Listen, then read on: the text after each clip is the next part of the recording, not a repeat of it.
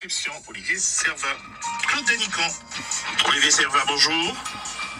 Bonjour M. Danican, bonjour aux éditeurs de Guadeloupe la première. Beaucoup de citoyens, de personnalités politiques se sont indignés de la sortie de Philippe Vigier sur la solution quand l'eau est impropre à la consommation en Guadeloupe. Vous n'avez pas tardé à réagir et vos échanges sur X, anciens Twitter, ont été plutôt musclés. Oui, je m'associe à l'indignation de la population guadeloupéenne. D'ailleurs, je salue le travail de votre consoeur journaliste Christelle Théophile qui a tenu à lâcher ce ministre délégué méprisant, arrogant et qui sous-entend le lendemain, en enfonçant le clou, en s'enfonçant lui-même, que Christelle Théophile n'avait pas bien compris. Non, Christelle Théophile, comme les Guadeloupéens, on a bien compris ce qu'il a voulu dire. Il a voulu dire que nous sommes un territoire arriéré, nous sommes un territoire de temps serein des années 40 et que nous n'y qu'à bouillir de l'eau. D'ailleurs, je m'étonne qu'il n'ait pas lui-même mis en application sa recette pour lui, puisqu'il était en Guadeloupe durant ses jours, il n'avait qu'à faire bouillir de l'eau et la boire. On se serait intéressé à savoir d'ailleurs si cette eau bouillie ne comprend-elle pas de la chlordécone, parce que si elle éliminerait quelques bactéries, mais quand les filtres à charbon sont saturés par la boue et les feuilles, je pense que les molécules de chlordécone passent, y compris avec la température. Donc c'est un ministre délégué qui n'a pas la bonne façon de faire, ni dans l'attitude, ni dans les mots, ni dans le fond. Et nous regrettons effectivement ses propos et il semble en plus s'engoncer et se complaire dans ce mépris. Vous parlez et lui d'âgé vous a-t-il dit? Oui, je lui ai dit que malheureusement qu'il parle aussi, il ferait bien de se taire parfois. Et je salue d'ailleurs, par ailleurs, le ministre des Outre-mer, le vrai, de l'Intérieur Darmanin, qui, à ma demande et à la demande d'autres, a déclenché rapidement, je dirais, la situation accélérée pour la reconnaissance d'état de catastrophe naturelle en Guadeloupe. C'est une belle initiative. Oui, nous lui demandons plus d'agir et de moins parler. Ce serait une bonne idée de sa part. Autre chose, Olivier Servat, c'est quasi officiel. Marie-Galante sera dotée d'un nouveau préfet. C'est l'œuvre du député de la première circonscription. Et la demande des élus du territoire, tout d'abord, parce que vous savez, je suis très à l'écoute des élus du territoire, président Petzol, Maes, et aussi bien évidemment Navis, et tous les autres qui m'avaient déjà demandé qu'il y ait une mission préfectorale avec la préfète Amboise, qui s'était très bien passé. Vous savez, Marie-Galante, malgré tout, c'est à 30 km de la Guadeloupe, et parfois loin des yeux, loin du cœur. Il y a un sous-préfet qui s'occupe de la Grande Terre et de Marie-Galante, mais il est important d'avoir un représentant de l'État déconcentré, vous savez, pour mettre de l'huile dans les rouages. Il y a le CRTE, contrat de relance de la transition écologique, il y a la reconstruction, 30 millions d'euros de l'usine de Marie-Galante qui avait explosé. Il y a toute cette problématique de culture agricole, de lutte contre les sargasses et de la bouche des élus, ils m'ont dit, écoute, député, ce serait bien que cette mission soit renouvelée parce que nous avons apprécié ce lien qui permet souvent de nous parler mieux, même si nous ne pouvons pas aller entre nous, mais ça facilite les choses quand il y a l'État déconcentré avec la région, aussi le département.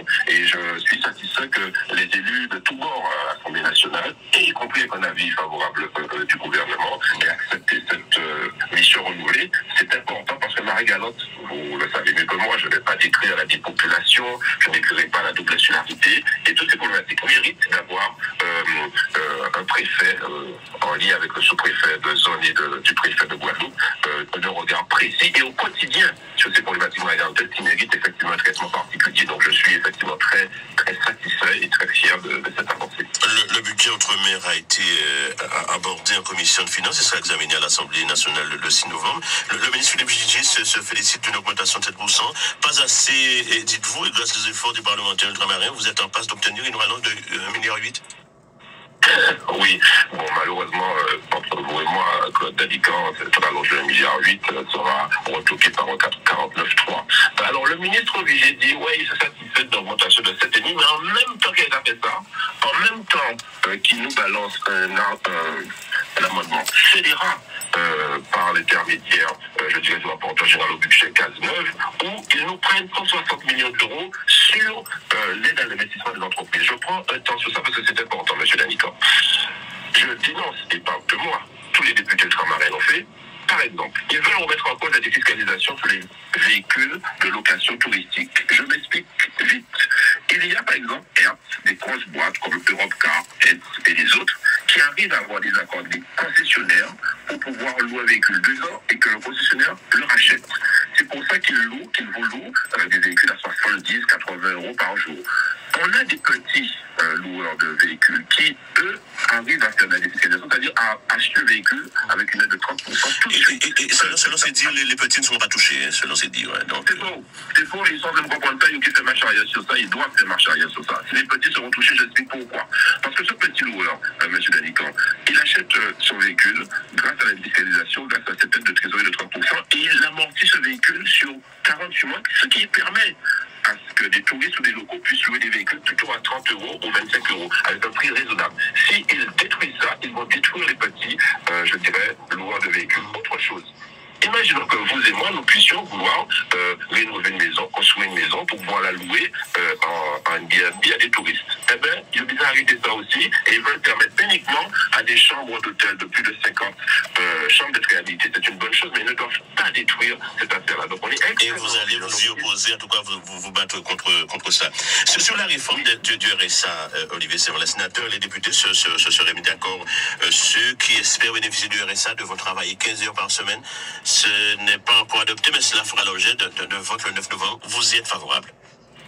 Mais M. Danican, sachez que ça va concerner la France hexagonale, mais pas les Outre-mer, parce qu'on a dénoncé ça très fort, c'est dans notre dénonciation de rentrée. Pour les Outre-mer, le BC dit, ah non, on va travailler par ordonnance parce qu'on ne veut pas que ça soit discuté dans la loi. Rendez-vous compte, là où il y a 2 fois plus de chômage, 2 fois plus de souffrance, ces gens-là ont décidé de ne pas traiter pour les Outre-mer la problématique du chômage et du RSA. Nous dénonçons ça fortement, et donc ce dont vous parlez, ça concerne la France hexagonale, mais pas nous. Nous, c'est une ordonnance, donc dans un petit coin de bureau, avec leurs petits copains, qui a décidé d'être fait, et ça, on le dénonce fortement. Très bien, vous avez parlé de Gérald Darmanin et Gérald Darmanin. On peut dire que vous êtes dans ces petits papiers, tout au moins vous avez sa sympathie, c'est un rapprochement opportuniste, ou vous avez le nez fin pour dénicher les présidentiables? De sa nous pardon et de sa présidence, etc. On s'occupe de la problématique guadeloupéenne. Aujourd'hui, à qui on va s'adresser? À qui décide de déclencher la situation sur l'état de catastrophe sanitaire? C'est bien le ministre de l'Intérieur. Il faut qu'on s'adresse à lui parce que c'est lui qui a le pouvoir. À pas ni Vigier, ni les réseaux sociaux. Donc on est obligé de s'adresser à lui. Maintenant, c'est un homme, je crois, qui est un homme politique, qui a une intelligence politique et qui est à l'écoute de ce que nous pouvons lui demander. Et jusqu'à maintenant, ça se passe bien. Tant mieux. Si ça n'a pas qu'à y passer bien, notamment il avait dit des choses là sur, je dirais, la République, c'était qui? Eh bien, nous tomber en oreille. Non, on est là pour faire notre travail dans l'intérêt des Guadeloupéens, sans concession et avec le plus d'impartialité possible. La NUPES est en train d'imploser sur fond de divergence de vues. Vous y croyez? Vous avez bien fait d'avoir initié la LIOT est utile? Oui, nous sommes contents que l'IOT puisse être vraiment utile et je le dis, nous comptons peser dans le débat politique national au niveau des Européens, au niveau des présidents. Et localement aussi? Bien sûr, mais évidemment, puisque la Guadeloupe fait partie de la France. Et d'ailleurs, nous avons créé ce comité utile Guadeloupe, 500 adhérents avec des personnes, y compris la société civile, et c'est ça qui est rafraîchissant, M. Danican. Il n'y a pas beaucoup de politique dedans. Beaucoup de personnes de la société civile, des gens, entre guillemets, bien, même si les politiques bien aussi, hein, mais des gens bien qui ont un métier, qui ont une expérience et qui veulent apporter leur contribution dans la construction d'un projet guadeloupéen pour l'avenir, c'est important. Et oui, à Lyon, nous comptons peser avec utile sur le débat national. Je vous dis juste un chiffre.